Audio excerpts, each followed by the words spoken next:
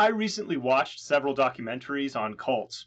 I've also spent many Saturdays happily talking with cult missionaries about what they believe and why.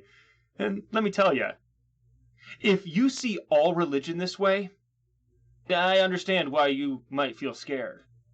Because cult stuff is nuts, right? People laying hands on one another, imbuing power or mystical experiences.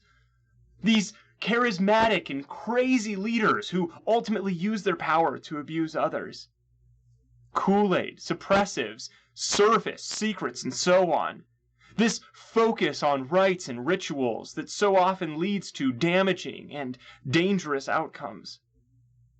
And let me tell you, all religions, including Christianity, can be cultish. I have a friend who grew up in a rather strict sect that threatened excommunication to anyone who left their religion for another brand or denomination of Christianity. Now, that might not quite be a cult, but it's really close. So what makes faith in Christ different? Now, I'm certainly not an expert on this, and I welcome your input, but let me offer the following. Historicity. Jesus Christ is a robust and revolutionary historical figure. Compared with Mohammed or Buddha, we know an awful lot about the life, death, and resurrection of Jesus of Nazareth, despite what the Jesus Seminar Dan Brown suggests. Now, we're not typically good students of history, I blame the boring classes, but once you dig in, the content on Christ is remarkable. Challenge. A critique I recently heard about Christianity is that it's almost impossible to nail people down on what Christianity actually teaches. Christians disagree about everything, not just the color of the carpeting or how long a girl's skirt should be. So that's a fair complaint. But I love what it means. Christians challenge each other. We ask questions. If something doesn't feel right, question it, dig in, wrestle through it. Find out what's going on. Now, do all Christians do this? Of course not, which is another thing that we could challenge them on. We are all trying to find out what it means to live like Christ, even as we disagree about it. An important side note that I want to make is that what Christians ultimately believe is pretty stable throughout time. And that's an important thing to keep in mind. Rebuke.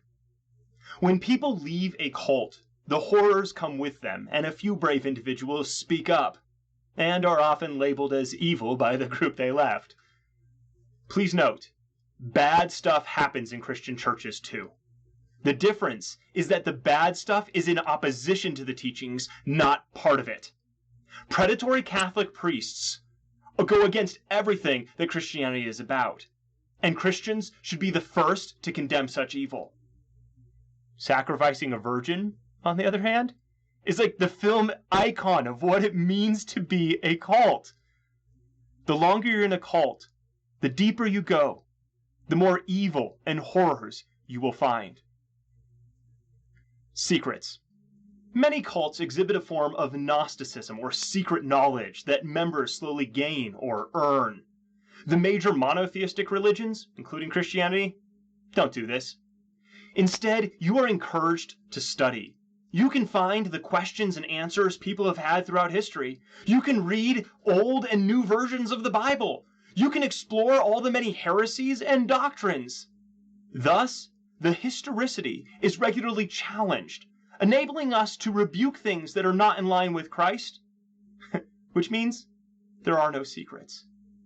There is more to explore when it comes to religion and Christianity compared to a cult, and we can certainly dig into that more. But for now, I want you to remember that Christianity differs from a cult in historicity, challenge, rebuke, and secrets. What have you learned about cults and religion? I'd love to know. This is the Blogogy. Let's learn more together.